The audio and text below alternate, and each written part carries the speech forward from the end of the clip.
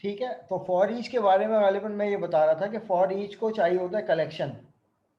उसको वंस जब कलेक्शन मिल जाएगा तो वो बस उसका काम सिर्फ रीड ऑनली होता है। तो मैं यहाँ पे कह सकता हूँ भाई फॉर ईच जो होता है वो सिर्फ एक रीड ऑनली प्रॉपर्टी होती है। ना तो हमें उसमें स्टार्टिंग पॉइंट बताना पड़ता है, ना तो इसमें एंडिंग पॉइंट बताना पड़ता है, ना तो हमें कोई कंडीशन देनी पड़ती है। उसको चाहिए होता है एक कलेक्शन, चाहे वो एक एरे हो या कोई भी फाइल कलेक्शन हो या कोई भी लिस्ट हो, कोई भी क्लास हो जिसमें कलेक्शन हो। सिर्फ रीड करने के लिए नंबर ऑफ कलेक्शन वहाँ पे फॉर ईच यूज होता है। तो रीड करने के लिए हम ये वाला भी लूप इस्तेमाल कर सकते हैं, लेकिन हमें वहाँ पर स्टार्टिंग कंडीशन और फ्लो उसका बताना पड़ेगा। लेकिन फॉर ईच में हमें ये काम नहीं करना पड़ता है, वो इस स्टेटमेंट से पास होता है फॉर ईच। इसलिए हम normally for the time being initial level पे इसको पढ़ते हैं और इस वाले लूप को एरे के साथ पढ़ते हैं, क्योंकि एरे क्या है, कलेक्शन है। राइट, यहां तक ये बातें समझ में आ रही है भाई?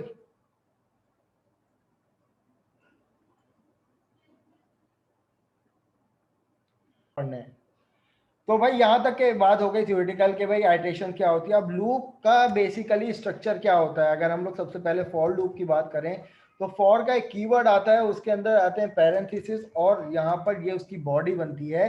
और फॉर के अंदर तीन चीजें रिक्वायर्ड होती हैं कि भाई फॉर एग्जांपल अब ये एक वेरिएबल मैंने बनाया है। सबसे पहले तो ये मुझे बताइए कि इस वेरिएबल का स्कोप क्या है, क्या ये ग्लोबल वेरिएबल है या लोकल वेरिएबल है? जी जनाब। सर लोकल होगा ये एक लोकल वेरिएबल है। क्यों?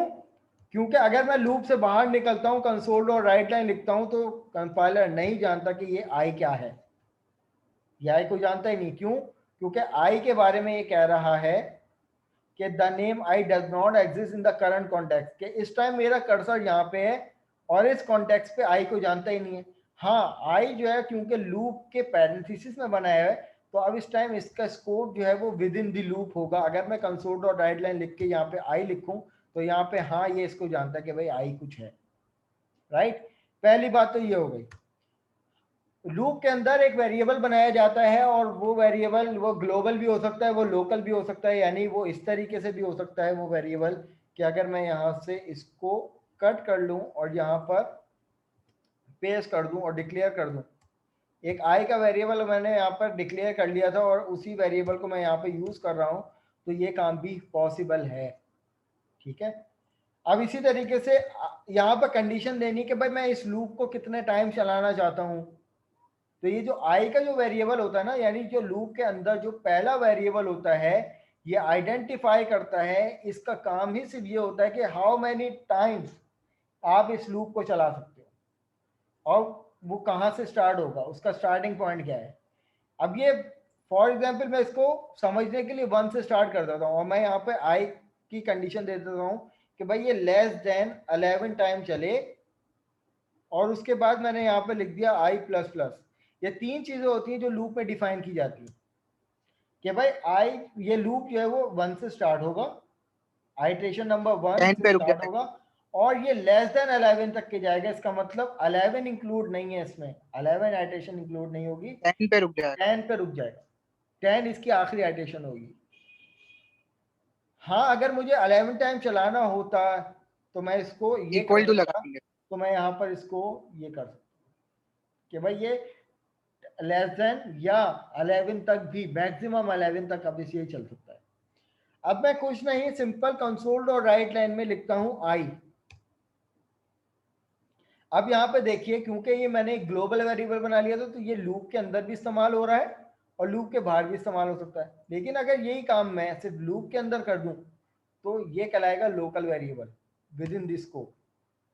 तो अब मैं अभी जब सिर्फ मैंने यहाँ पर लूप बनाया और मैं सिर्फ इसका आउटपुट चेक करता हूँ कि भाई इसका आउटपुट क्या आएगा। अब इस टाइम ये लोकल वेरिएबल हो गया। तो अब कौन मुझे बताएगा कि क्या डिस्प्ले होगा मेरे सामने? सर 1 से लेके 11 तक। 1 से लेकर 11 तक के मेरे पास एक काउंटिंग प्रिंट हो जाएगी और वो लाइन बने।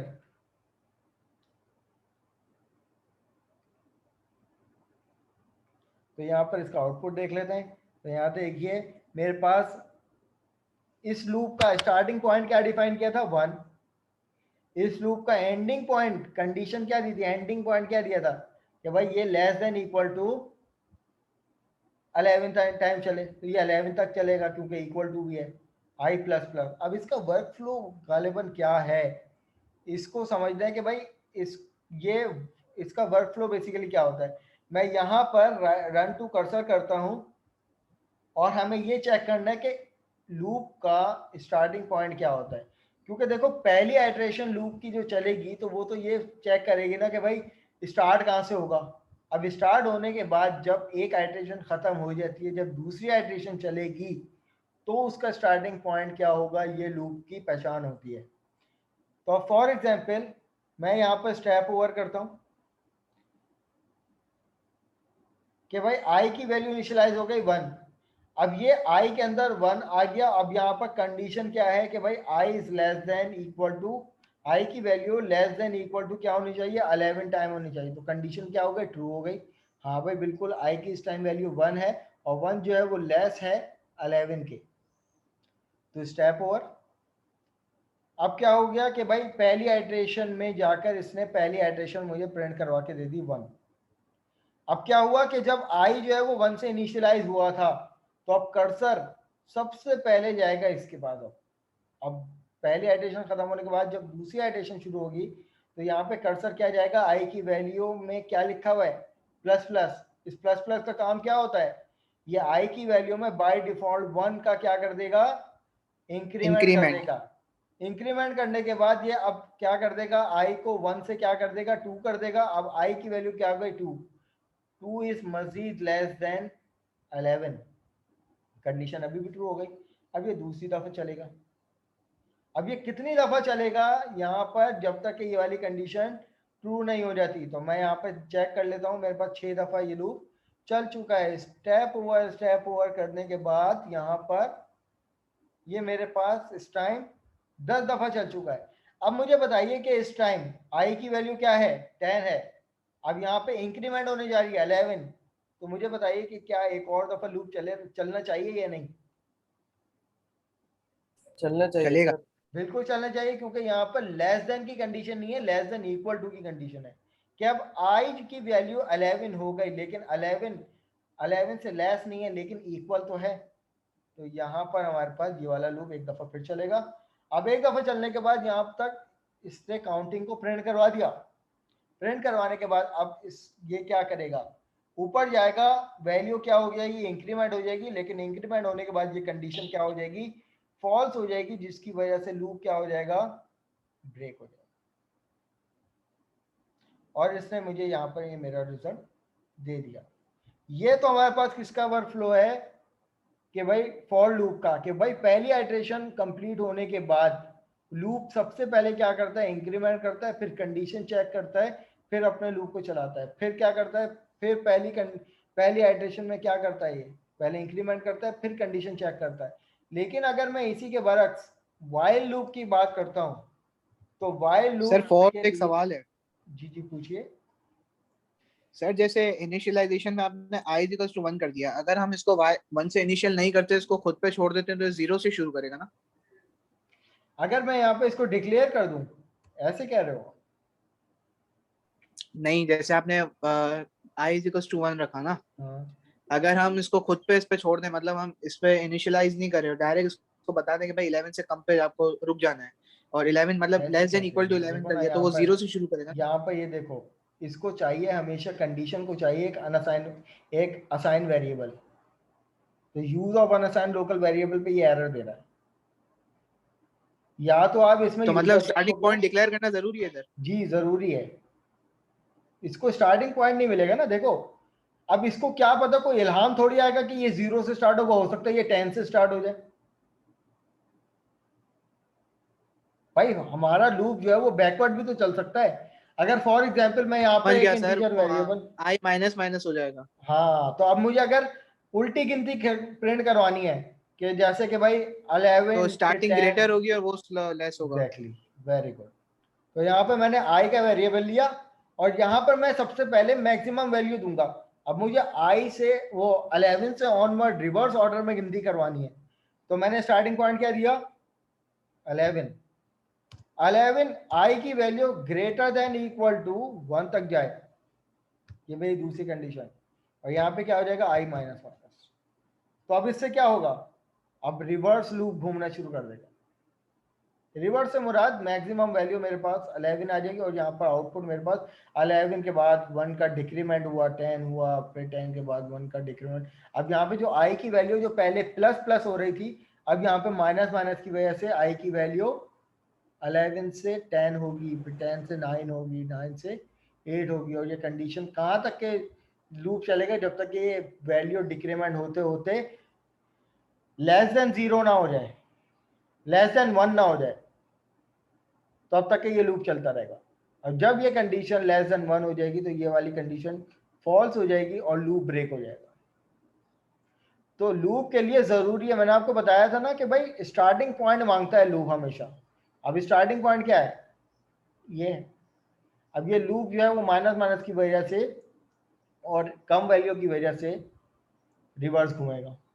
अब यही सेंटेंस अगर मैं यहाँ से हटाकर वाइल की बात करूँ, तो क्लास वाइल का स्ट्रक्चर समझिएगा। अब लूप, फॉर लूप में हमने फॉर लूप के पैरेंथेसिस में ही तमाम चीज़ें डिफाइन कर दी ना, लेकिन वाइल में ऐसा नहीं होता। वाइल में सबसे पहले हमें ग्लोबली एक वेरिएबल असाइन करना पड़ता है कि फॉर एग्जांपल यहाँ पर मैं इसको कमेंट आउट कर दूं, फिर हम लोग रिजेंबल करेंगे। मैंने आई एक वेरिएबल लिया और उसमें 1 असाइन कर दिया, फिर यहाँ पे हम लोग कीवर्ड लिखते हैं वाइल का, ठीक है। वाइल में हमें सिर्फ कंडीशन देनी पड़ती है वाइल के पैरेंथेसिस में कि भाई आई जो है वो इज लेस देन 10 चलना चाहिए। फिर उसके बाद आप यहाँ पर अपना कोड डिफाइन करो, हमने दे दिया ये। फिर एंड में आप यहाँ पे देते हो आई प्लस प्लस। तो अब मुझे बताइए कि इसका आउटपुट क्या एक्सपेक्ट करते हैं हम लोग, कि अब ये पूरा एक वाइल का ब्लॉक बन गया जिसमें हमने ग्लोबल वेरिएबल इनिशियलाइज किया कि भाई 1 से स्टार्ट हो। वाइल क्या चेक करेगा कि भाई आई की वैल्यू जब तक के लेस देन 10 ना हो जाए ये लूप को चलाता रहेगा, चलाता रहेगा, चलाता रहेगा। अब वाइल और फॉर में फर्क क्या होगा, वाइल और फॉर में फर्क ये होगा कि जब इसको एक वैल्यू असाइन मिल गई कि भाई 1 से स्टार्ट होगा, अब ये चेक करेगा स्टेप ओवर। अब आई की वैल्यू 1 इज लेस देन 10, हाँ भाई कंडीशन ट्रू थी, ये चलता गया। अब इसने अपना एक दफा अपने कोड को रन किया। अब उसके बाद इसमें सबसे एंड में, आइट्रेशन के सबसे एंड में क्या हो रहा है, अगर मैं पहली आइट्रेशन के बाद अगर जब दूसरी आइट्रेशन पे जाऊं तो आई की वैल्यू एंड में क्या हो रही है, इंक्रीमेंट हो रही है। कोड एक दफा चल रहा है, उसके बाद आइट्रेशन के एंड में क्या हो रहा है, इंक्रीमेंट हो रहा है। अब तो हम यहाँ पे ये कह सकते हैं कि भाई वाइल लूप जो है वो सबसे पहली इसकी का सबसे पहला इसका स्टेप क्या है कि ये कंडीशन को चेक करता है। फिर उसके बाद एंड में क्या करता है, ये इंक्रीमेंट या डिक्रीमेंट करता है। तो अब इसका आउटपुट भी मेरे पास क्या आएगा, मैं इसको स्टेप ओवर दोबारा करूं तो इसने मेरी सेकंड आइट्रेशन को रन किया और सेकंड आइट्रेशन में थर्ड आइट्रेशन के लिए इसने क्या कर दिया, सेकंड में ही इंक्रीमेंट कर दी। तो अभी तक मेरा आउटपुट जो है वो ये इस तरीके से जनरेट होना शुरू करेगा। और जब मैं इसको एक साथ रन कर दूंगा तो मेरे पास एक साथ जब मैं रन करूंगा इसको तो ये मेरे पास 1 से लेकर 9 तक की काउंटिंग जनरेट करेगा। क्यों, क्योंकि यहाँ पे मैंने कंडीशन दी थी ना कि भाई आई जो है वो लेस देन 10 होना चाहिए, राइट। तो ये सिंटैक्स है वाइल का।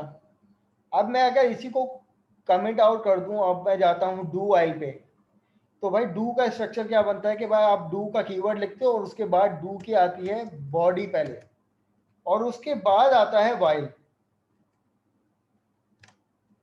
उसके बाद क्या आता है वाइल, और वाइल के बाद सेमीकोलन आता है।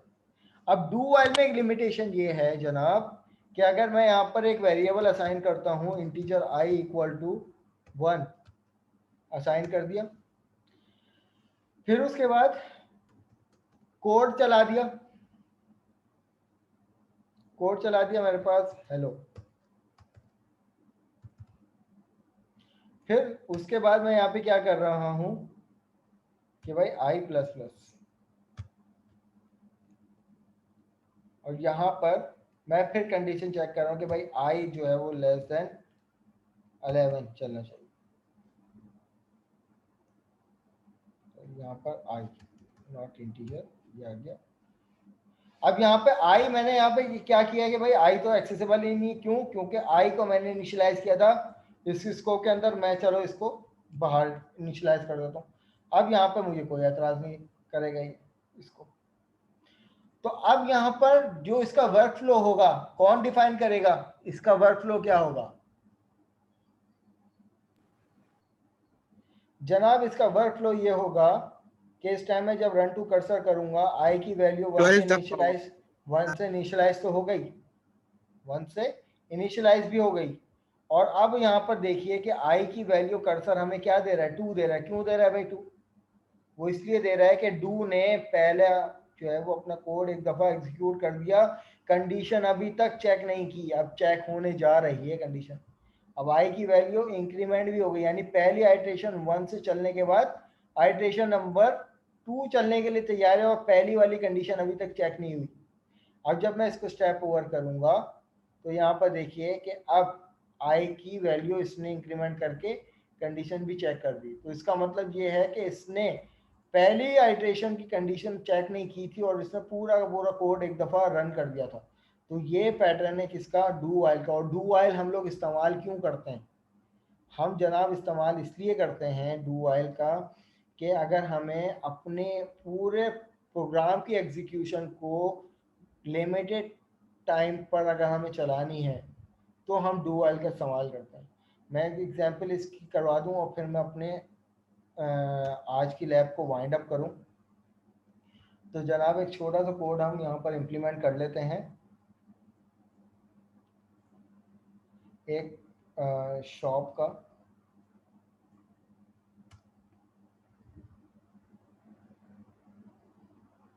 कि मैंने यहाँ पर एक यूज़र से इनपुट लिया कंसोल डॉट राइट लाइन, और मैं यहाँ पे कह रहा हूँ कि भाई inter the size of coffee cup. अगर आप 1 प्रेस करते हो तो इसका मतलब वो स्मॉल कॉफ़ी है, स्मॉल कप है, ठीक है। और अगर आप 2 प्रेस करते हो तो इसका मतलब ये है कि वो मीडियम साइज कप है।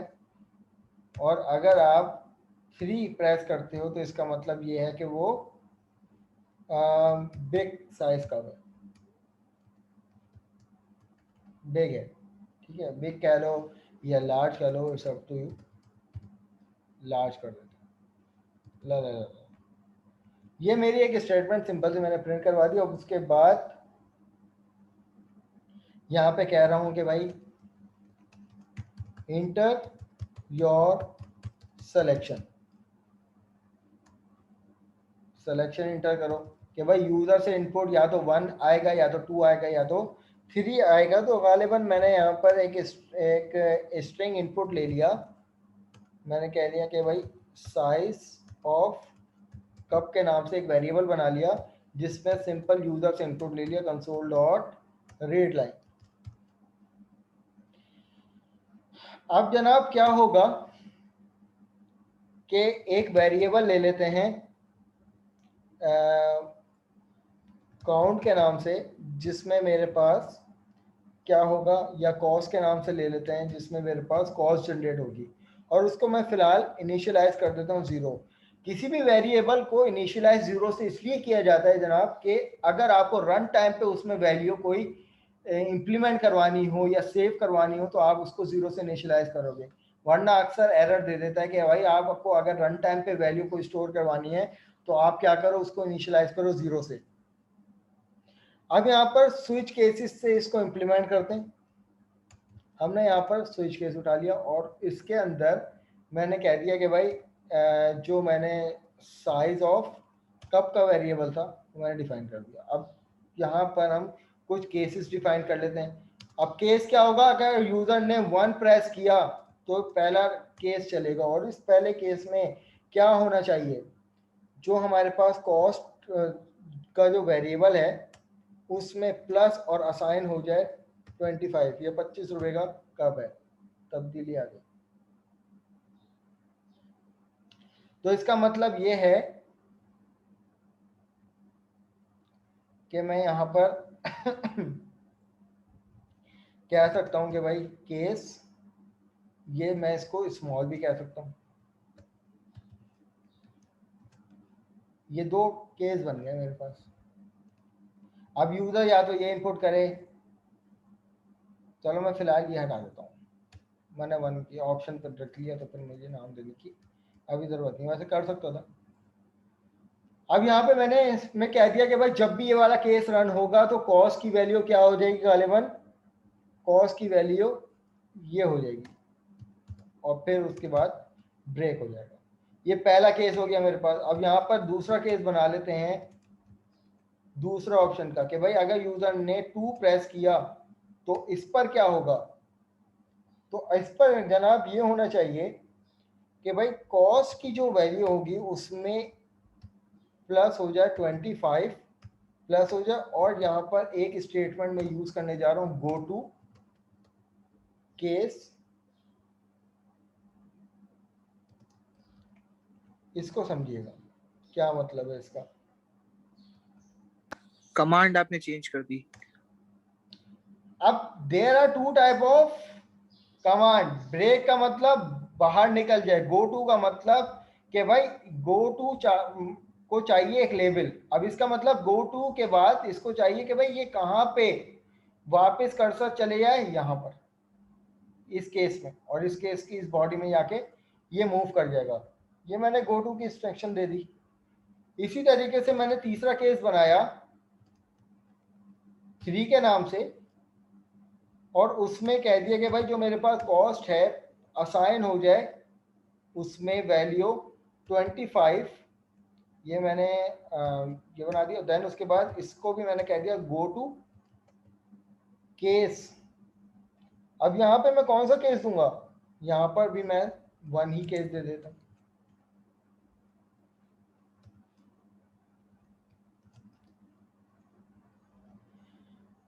नहीं तो इसके अलावा मेरे पास क्या होगा, एक डिफॉल्ट केस चलेगा। मैंने ले लिया डिफॉल्ट,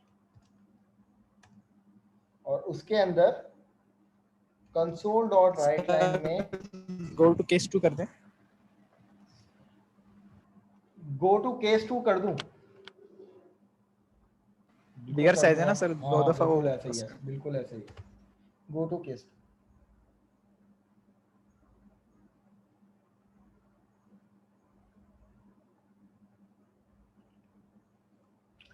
तो गो टू केस 2 करने से क्या होगा, तब भी तो बात बराबर है। केस 1 पे चला जाएगा सर, वो उधर जाके 25 प्लस कर देगा। ये कोड इनफिनिट नहीं हो गया। देखो पता है, अभी मैं for the time being case 1 ही कर रहा हूँ। उसका रीजन है, अभी तुम्हें समझ में आएगा। वो इसलिए क्योंकि देखो मैंने यहाँ पर स्मॉल तो है ही, स्मॉल 25 रुपए का। अगर जब मैं मीडियम की बात करूंगा तो वो 2 टाइम किसका है, स्मॉल का। लेकिन अगर मैं लार्ज की बात करूंगा तो वो 3 टाइम है किसका, स्मॉल का। ये मैंने इस सेंस में रखा है कि अगर यहाँ पर मीडियम की बात करते हैं तो वो 2 टाइम होगा। वो पहले कॉस्ट में 25 असाइन करेगा, फिर जब इस केस में जाएगा तो दोबारा तो 25 में से 25 को ऐड कर देगा, 50 बना देगा।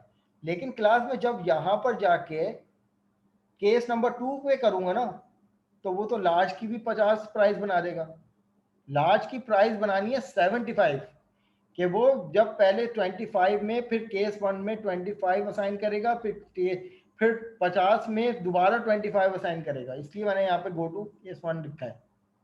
तो यहाँ पर मैं एक इंस्ट्रक्शन लिख देता हूँ कि भाई डिफॉल्ट में इनवैलिड सिलेक्शन, और उसके बाद इसको भी ब्रेक कर दिया। जी पूछिए पूछिए, सवाल क्या है सर? ये आपने बोला ना केस 3 में तो हो तो वही रहा है ना, मतलब प्लस तो 25 ही हो रहा है, नहीं तो नहीं आंसर तो उसका नहीं, भी असाइन हो रहा है चंदा, प्लस नहीं हो रहा, असाइन हो रही है वैल्यू। देखो अगर मैं केस 3 की बात करता हूं, यूजर ने इनपुट किया 3, तो इसका मतलब होगा कॉस्ट में 25 इनिशियलाइज हो जाएगा, असाइन हो जाएगा 25, फिर ये जाएगा केस 1 पे, तो ये जो 25 में फिर 25 क्या होगा, असाइन होगा, फिर उसके बाद ये किस पे जाएगा, ब्रेक हो जाएगा, फिर ये किस में असाइन करेगा, उसी 20 जो वैल्यू सम अप होती जाएगी उसमें ये वाली वैल्यू असाइन करेगा। सर एक सवाल। जी जी पूछिए। सर जैसे केस 3 में आपने 25 वैल्यू असाइन कर दी, उसके बाद गो टू केस 1 लिखा हुआ है, तो वो केस 1 में जाएगा, उसको दोबारा 25 वैल्यू असाइन हो जाएगी, उसके बाद वो फिर केस 2 में क्यों जाएगा? हमने वहां पे तो लिखा हुआ ही नहीं कि गो टू 2, तो दोबारा क्यों केस 2 में जा रहा है? चलो मैं इसको कर देता हूँ यहाँ पर 50। हाँ सर, अब 75 होगा। सही है, अब मैं यहाँ पे कर देता हूँ 50, अब सही है। यस जी सर। सही है। अब उसके बाद मैं स्विच से बाहर निकलता हूँ और मैं यहाँ पे एक कंडीशन देता हूँ कि भाई इफ अगर कॉस्ट नॉट इक्वल टू 0 है, तो भाई यहाँ पर मुझे कह देगा कि भाई कंसोल डॉट राइट लाइन में please pay rupees, place holder के बाद मैं यहाँ पे कॉमा लिख देता हूँ कॉस्ट। जनाब अब मैं अपने प्रोग्राम को यहाँ पे रन करता हूँ, देखते हैं कि किसका वर्क फ्लो क्या है। अब यहाँ पे मुझसे कह रहा है कि भाई इंटर द साइज ऑफ 1 2 3। अगर मैं यहाँ पे 1 लिखता हूँ तो यहाँ पे देखिए कि इसने कह दिया कि भाई 1 के अकॉर्डिंग इसने प्राइस क्या कर दी, 25 कर दी। ठीक है, मैं यहाँ पे दोबारा से अपने प्रोग्राम को चलाता हूँ और यहाँ पे मैंने दे दिया 2। तो अब इसने क्या किया कि 2 जो है वो स्मॉल का 2 टाइम्स था, तो जब इसको 2 मिला तो इसने कॉस्ट के वेरिएबल में 0 में 25 असाइन किया, फिर ये केस 1 पे ले गया और जो कॉस्ट में 25 की वैल्यू थी उसमें 25 में 25 को दोबारा ऐड कर दिया, 50 बना दिया और ब्रेक कर दिया। केस 1 के बाद क्या हो रहा है, ब्रेक हो रहा है और ये वैल्यू जनरेट हो रही है। फिर इसके बाद जब मैं अपने प्रोग्राम को दोबारा से एग्जीक्यूट करता हूं तो यहां पर मैं देता हूं 3, तो 3 में इसने मुझे क्या जनरेट करके दे दिया, 75। कैसे कि भाई 3 में कॉस्ट की वैल्यू असाइन हुई थी 50 और उसके बाद जब यहाँ पर गो टू के बाद 50 में इसने 25 को दोबारा असाइन कर दिया और ब्रेक कर दिया, तो 50 को किसने क्या बना दिया, 75 बना दिया। अब मैं यहाँ पर डू व्हाइल लूप का इस्तेमाल क्यों करूंगा, अब इसलिए करूंगा कि भाई मुझे बार बार ये जो है वो प्रोग्राम को बंद ना करना पड़े। मैं एटलीस्ट अपनी प्रोग्राम की एग्जीक्यूशन 4 टाइम्स देना चाह रहा हूं, मैं अपने प्रोग्राम की एग्जीक्यूशन 4 टाइम्स देना चाह रहा हूं। चलो एक कंडीशन में आप लोगों को डिफॉल्ट भी चला के दिखा दूं ताकि क्लियर हो जाए। अगर मैंने यहाँ पे दे दिया 5 तो यहाँ पर इसने मुझे कह दिया कि भाई इनवैलिड सिलेक्शन। अब मैं यहाँ पर अब इस पूरे कोड को बाइंड करता हूं डू के ब्लॉक में और यहाँ पर मैं आके डू का ब्लॉक खत्म करता हूं और यहाँ पर लिखता हूं व्हाइल और इसकी कंडीशन देता हूं और डू से पहले मैं एक वेरिएबल असाइन करता हूं इंटीजर x इक्वल टू 1 और यहाँ पे कहता हूं कि भाई while x की वैल्यू इज लेस देन 5। तो इसका मतलब ये है कि अब इसकी वर्किंग किस तरीके से होगी, इस चीज को समझिएगा कि अब मैं प्रोग्राम को रन करता हूं। अब मैंने कोई पहले इनवैलिड वैल्यू दे दी, तो अब देखें इसने इनवैलिड दे दिया, उसने प्रोग्राम को एक दफा चला दिया, एक दफा चलाने के बाद अब ये लूप की वजह से दूसरी आइट्रेशन है, कह रहा है कि enter the size of the value, मैंने यहाँ पे दे दिया 1 तो इसने मुझे प्रिंट करके दे दिया। फिर दोबारा कह रहा है अब ये मेरे पास इसी पूरे प्रोग्राम की सेकेंड एग्जीक्यूशन है अकॉर्डिंग टू कंडीशन, तो मैंने यहाँ पे दे दिया 2, इसने मुझे ये प्रिंट करके दे दिया। अब यहाँ पे मैंने दे दिया 3, इसने मुझे प्रिंट करके दे दिया। मैंने यहाँ पे दे दिया 5 इनवैलिड। अब ये मेरे पास कितना टाइम चलेगा, 5 टाइम्स 5 टाइम्स चलता ही जा रहा है भाई। चलता जा रहा है सर। क्यों भाई? भाई वो इसलिए थोड़ी चलता जा रहा है, इसलिए चलता जा रहा है क्योंकि मैं आई की वैल्यू को इंक्रीमेंट ही नहीं करवाया। मैंने यहाँ पर देना था I plus sorry x plus plus, ये बन गया था इनफाइनाइट लूप। जब किसी भी लूप में अगर आप ये नहीं लगाओगे प्लस प्लस या माइनस माइनस, तो वो चले जाएगा इनफाइनाइट लूप। अब ये मेरा जो है वो लूप जो है वो इनफाइनाइट नहीं जाएगा। अब मैंने पहली एग्जीक्यूशन करी, दूसरी एग्जीक्यूशन करी, तीसरी एग्जीक्यूशन करी, चौथी एग्जीक्यूशन करी, पांचवी एग्जीक्यूशन करी, मैं प्रोग्राम बंद। सही है जनाब? अगर आपने अपने प्रोग्राम को मल्टीपल टाइम चलाना है तो आप डू व्हाइल का इस्तेमाल कर लो कि एक दफा तो चलाएगा। इसमें आपको ये कंडीशन नहीं दे रहे कि कोई अगर रॉन्ग भी एंट्री कर रहे हो तो वो आपका कोड इस चीज को संभाल रहा है, ये डिफॉल्ट कंडीशन चल रही है। लेकिन पूरे प्रोग्राम को नंबर ऑफ टाइम एग्जीक्यूट करना है तो आप डू व्हाइल का इस्तेमाल कर लो। तो क्लास यहाँ तक कि जो है वो मेरा कंटेंट जो है वो कवर हो गया है। इसमें मैंने लूप की भी कुछ एग्जांपल हम लोगों ने कर लिए हैं। लूप के भाई फ्लो डायग्राम को देख लेना कि भाई फॉर का लूप किस तरीके से चलता है और वाइल का लूप किस तरीके से चलता है और डू वाइल का किस तरीके से चलता है। ये तमाम चीज़ें मैं आप लोगों को बता चुका हूँ। इसी एग्जाम्पल भी सैम्पल के तौर पर यूज हुई है। लेकिन मैं ये वाला टास्क आप लोगों को अभी नहीं दे रहा, ये आप लोगों ने करना होगा लैब नंबर 7 में अगले वीक। लेकिन लैब नंबर 6 का टास्क आप लोगों ने लास्ट में करना है। ठीक है जनाब? तो अब यहाँ पर आप लोग दे दो मुझे अटेंडेंस अपनी।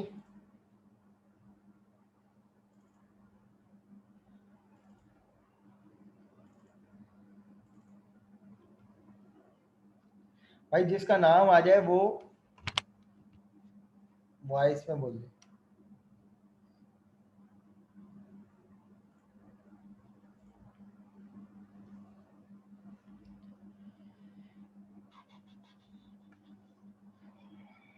PF 105923 जनाब।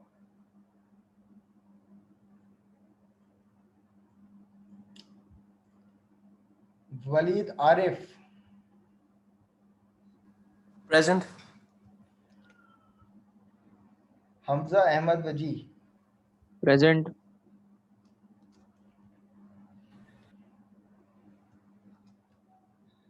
अच्छा जी, वजीहा भी प्रेजेंट होंगी आई होप। शहरियार प्रेजेंट है भाई? जी सर। ठीक है जनाब।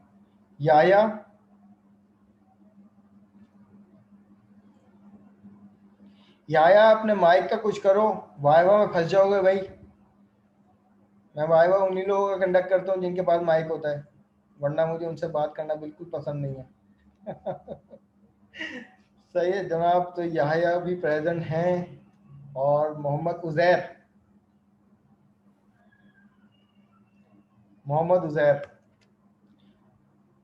Syed Juhaib Hussain, present sir. Mohammad Tabish, present sir. Mohammad Mudabbir. क्यों लगा रहे हैं? क्यों, किसकी लगानी थी? लैब 6 है ना? लैब 6 है। लैब 6 से अच्छे, चलो लैब 6 की भी लग जाएगी। लैब 5 आपने लास्ट टाइम ली नहीं प्रेजेंट। अच्छा चलो सही है। चलो जी, ये वाली जो है वो लैब नंबर 6 में भी कॉपी पेस्ट कर लेंगे, टेंशन ना। Mohammad Mudabbir,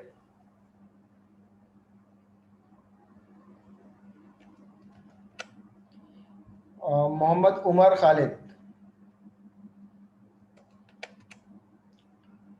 Mohammad Anas, present. Gufran Zulfiqar, present sir. Ali Salauddin, present. Sameed Wasim,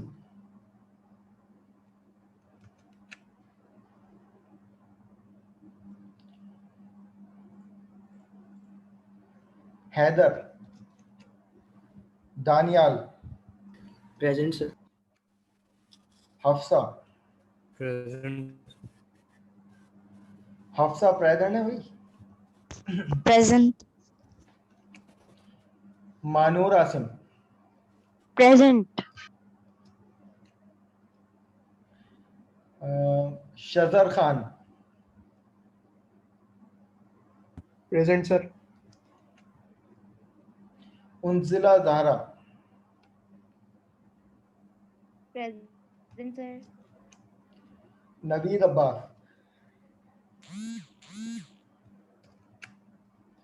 आमना इकबाल, Present sir. हाजरा, ये तो नहीं है कोई भी हमारी क्लास में। Mushtaba, present sir. अच्छा जनाब। Rahmatullah, Shamoon, present sir. Present. Ammar Faheem, present sir. Anas Abdul Jabbar, present sir. Mohammad Abdullah Khan. भाई जिनकी अटेंडेंस होती आ रही है वो लीव कर सकते हैं, लीव कर सकते हैं भाई वो। मोहम्मद अब्दुल्ला प्रेजेंट थे, उन्होंने मुझे इन्फॉर्म कर दिया था। ठीक है जनाब, नेट इशू। ठीक है ठीक है।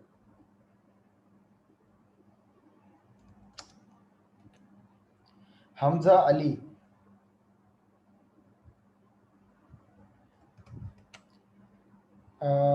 Ammad Ali, sorry Mohammad Ali, present sir. Syed Wajdan Ahmad,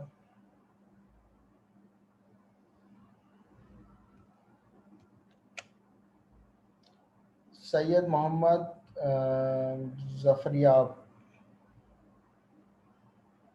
present.